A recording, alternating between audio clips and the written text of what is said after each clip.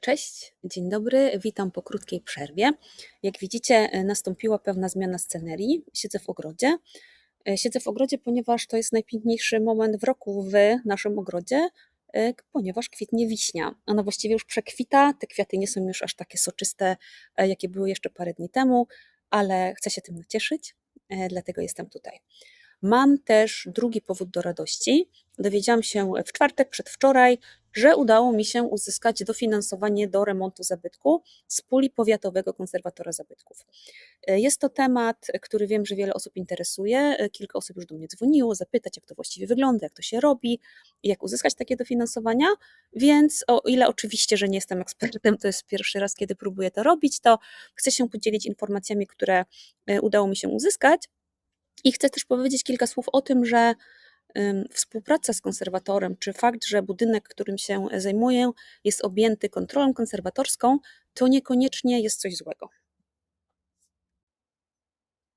Jak zwykle będę głównie gadać, dlatego dla urozmaicenia wrzucę w tle dodatkowy filmik. To jest filmik nagrany dronem. Udało mi się wreszcie znaleźć drona, który jest malutki i prosty w obsłudze. To jest DJI, nie jestem pewna, jak się wymawia nazwę tej firmy, jest chińska. DJI Neo 2. Jest to maleńki dron z bardzo intuicyjną obsługą. Można nim sterować przez telefon, przez specjalnego pilota, przez taki hełm specjalny. On też reaguje na gesty, więc w przeciwieństwie do drona, z którym próbowałam się użerać trochę wcześniej, jest rzeczywiście bardzo wygodny. Na przykład mogę go spróbować teraz wypuścić, żeby po prostu zrobił mi selfie. Zobaczmy. Selfie shot. 3, 2, 1. Jak zareaguje na drzewa, ja tutaj mam tego ściaty, nie? Pokażę wam te zdjęcia potem. 3, 2, 1. Medium. 3, 2, 1. Teraz go mogę poprosić o powrót.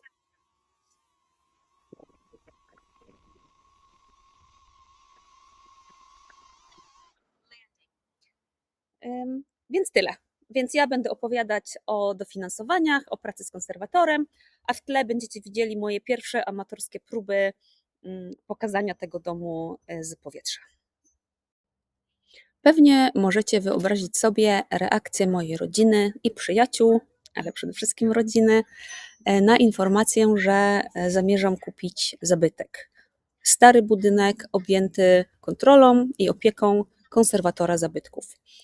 Rodzina oczywiście odradzała mi ten pomysł. Słyszałam o tym, że wpakuję się w kłopoty, wydam nieprzebrane pieniądze, nic właściwie nie będę mogła tam zrobić. Powiem kilka słów o tym, jak to wygląda w moim doświadczeniu. Po pierwsze, na pewno, jak zawsze, wiele zależy od osoby, na którą trafimy. Są ludzie, którzy są dobrzy w swojej pracy, są ludzie, którzy są okropni w swojej pracy. Są ludzie, którzy są ogólnie życzliwi i przychylni innym. Są ludzie, którzy są podli. Więc to zależy. Tutaj ja jestem bardzo zadowolona z tego, z kim mam do czynienia, z kim rozmawiam, jak współpracujemy. Druga sprawa to jest to, co właściwie właściciel zabytku chce z tym zabytkiem zrobić. Czy on chce go odrestaurować, przywrócić mu dawną świetność, czy chce zburzyć go, postawić tam coś zupełnie innego, a może przemalować go na różowo. W moim wypadku sprawa jest o tyle ciekawa, że obecny dyrektor Powiatowego Biura Konserwatora Zabytków jest osobą, która osobiście wpisała ten budynek do Głównego Rejestru Zabytków w tak zwanym trybie interwencyjnym. Co to znaczy? To znaczy, że konserwator zorientował się, że poprzedni właściciel chciał ten dom rozebrać, chciał go rozebrać i odbudować od zera, co nie jest pożądanym działaniem przy zabytkach, dlatego wpisał go do rejestru i dlatego jest też przychylny moim pracom, które rzeczywiście mają na celu doprowadzenie tego budynku do stanu bardzo bliskiego oryginalnemu. To właśnie konserwator, z którym spotkałam się jeszcze przed zakupem, żeby wyrobić sobie jakieś pojęcie na temat tego, jak może wyglądać taka współpraca, jest osobą, która poinformowała mnie o różnych drobnych przywilejach i sposobach wsparcia dla właścicieli zabytków, którzy wkładają środki własne w celu przywrócenia tych zabytków do ich stanu pierwotnego. Dowiedziałam się, że prace przy zabytku, o ile jestem w stanie udokumentować je fakturami, są czymś, co mogę sobie odpisać od przychodu, czyli mogę zapłacić mniej podatku albo odzyskać część zapłaconego podatku. Przez chwilę, chyba rok, kilka lat temu, ten program został rozciągnięty, można powiedzieć, do ekstremum. Pojawiło się coś, co bywa dzisiaj nazywane programem Villa Plus, gdzie od przychodu można było odpisać nie tylko pracę przy zabytku, ale sam zakup zabytku. Natomiast to oczywiście prowadziło do szeregu nieprawidłowości i takiej możliwości już nie ma. Dalej dowiedziałam się również od konserwatora, że na różnych poziomach administracyjnych można starać się o dofinansowania do remontów. Od poziomu gminnego, w tym wypadku dowiedziałam się też, że gmina Murowana Gościna nie ma za bardzo funduszy na to, nie ma co przesadnie szukać, ale dalej mamy poziom powiatowy, czyli tutaj Poznań, Starostwo Powiatowe, Biuro Konserwatora Zabytków przy starostwie, dalej mamy województwo i jeszcze dalej mamy Ministerstwo Kultury i Dziedzictwa Narodowego. Poza tym jeszcze istnieją konkursy na poziomie Unii Europejskiej, gdzie wiadomo, konkurencja jest największa, trzeba udokumentować więcej wartości historycznej tego budynku, ale również można próbować coś osiągnąć i jakieś dofinansowanie dostać. Jedna z większych trudności związanych z dofinansowaniami do remontów zabytków, poza samym odkryciem, że takie konkursy istnieją, to uzyskanie informacji o tym, kiedy otwierają się nabory. Takie nabory najczęściej otwierają się raz do roku i to jest za każdym razem stosunkowo krótki okres, to jest od 2 do 4 tygodni, w których musimy wypełnić wnioski i dostarczyć wszystkie wymagane dokumenty. Jeżeli przegapimy ten termin, no to mamy problem z taką jedną furtką, że wiele tych konkursów działa zarówno do przodu, jak i wstecz. To znaczy można występować o prace planowane na dany rok, albo o dofinansowanie do prac, które zostały wykonane w roku ubiegłym. Także w dwie strony one działają bardzo często. Jak ja podeszłam do tego, żeby odkryć, który konkurs kiedy się otwiera? Oczywiście, jeżeli ktoś jest odważny i nie ma milenialsowego lęku przed dzwonieniem do instytucji publicznych, no to może zawsze zadzwonić i zapytać, aczkolwiek odpowiedź możesz mieć jeszcze nie wiemy, zobaczymy. Natomiast ja ustawiłam sobie alerty Google po prostu. Może za chwilkę wrzucę filmik, który pokazuje, jak to robić. Mogę sobie ustawić powiadomienia, jeżeli pojawią się nowe wyniki wyszukiwania, do zapytania, które tam skonstruuję, dostanę maila. I rzeczywiście w ten sposób o przynajmniej jednym z tych konkursów, o otwarciu naboru do przynajmniej jednego z tych konkursów dowiedziałam się rzeczywiście w ten sposób.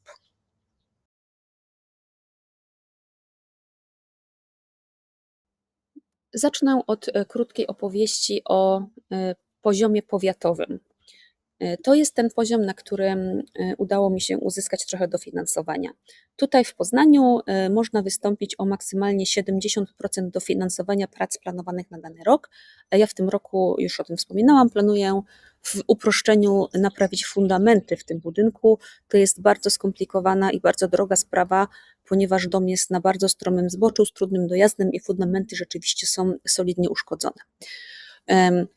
Można wystąpić o maksymalnie 70% dofinansowania, 30% musi zostać pokryte ze środków własnych, przy czym te środki własne to tak naprawdę mogą być dofinansowania od innych instytucji. Tutaj nikt nie zabrania nam o te 30% zawnioskować gdzieś indziej. I ja rzeczywiście, o czym też za chwilkę powiem, wystąpiłam z wnioskiem o dofinansowanie 30% prac w konkursie wojewódzkim. Tutaj w Poznaniu dostałam te wyniki 2 dni temu.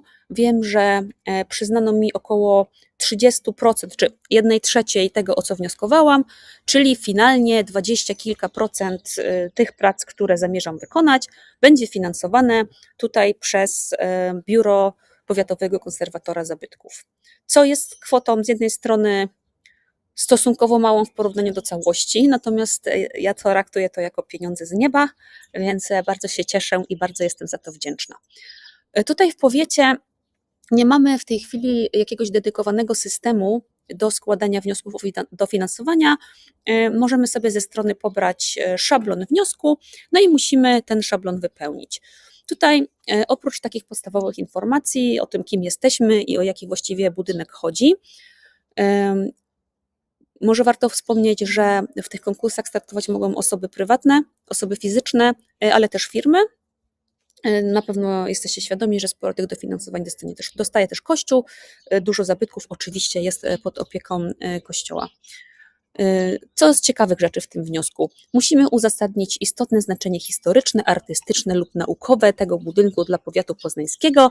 Ja pisałam tam i o historii starszej tego budynku, i o tym, że współcześnie stał się też sceną teledysku do dosyć znanej piosenki zespołu Elektryczne Gitary.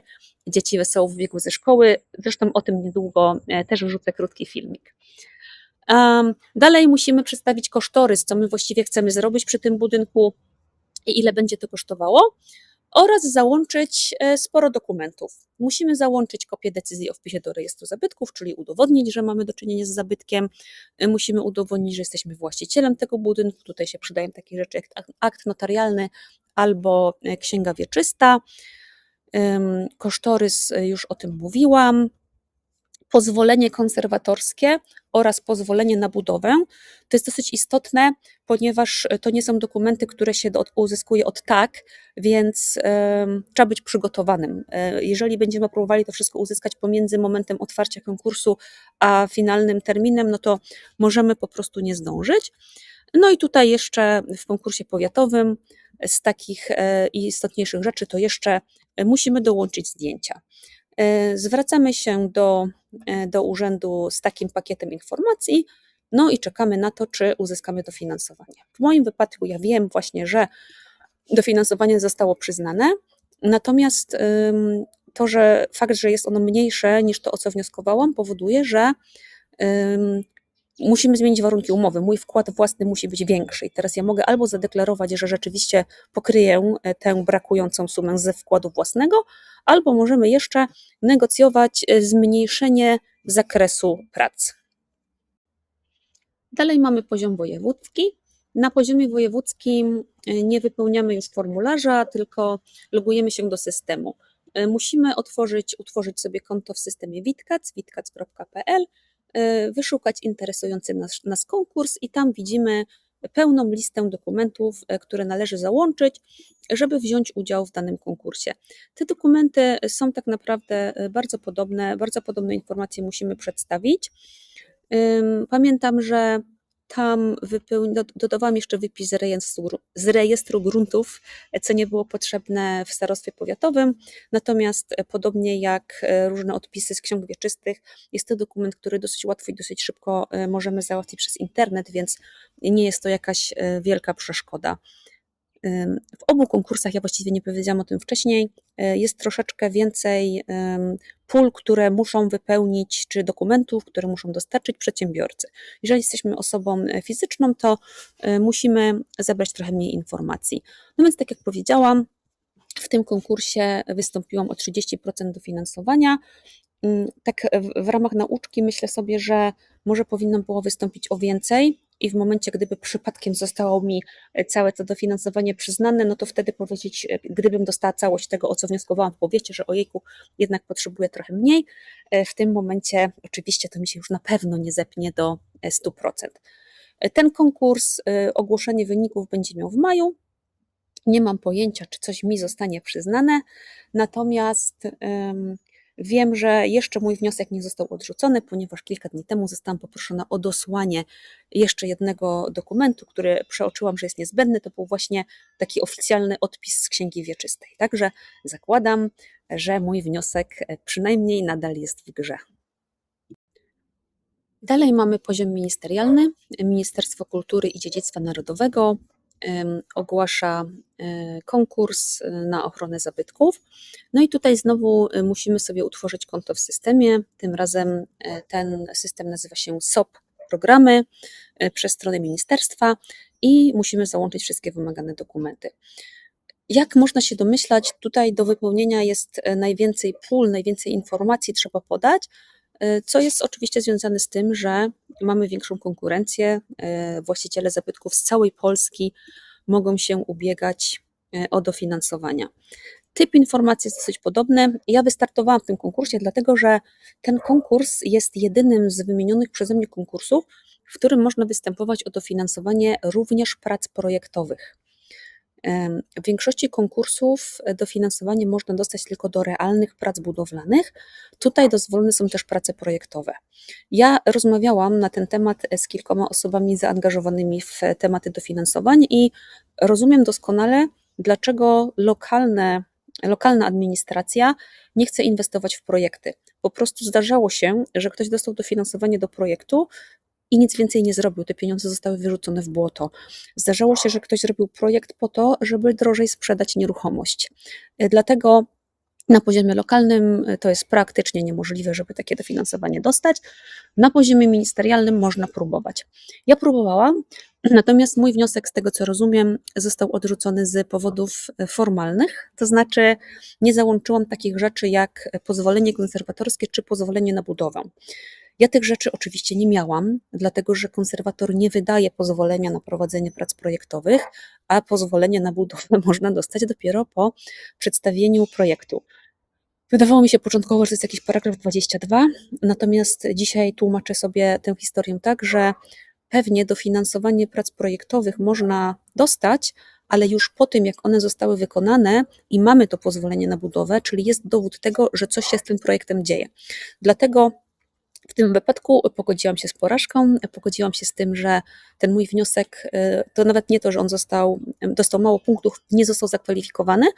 Natomiast zamierzam wystąpić w tym konkursie w tym roku, tak jakby wstecz, żeby spróbować uzyskać trochę dofinansowania do bardzo drogich prac projektowych, które już przeprowadziłam.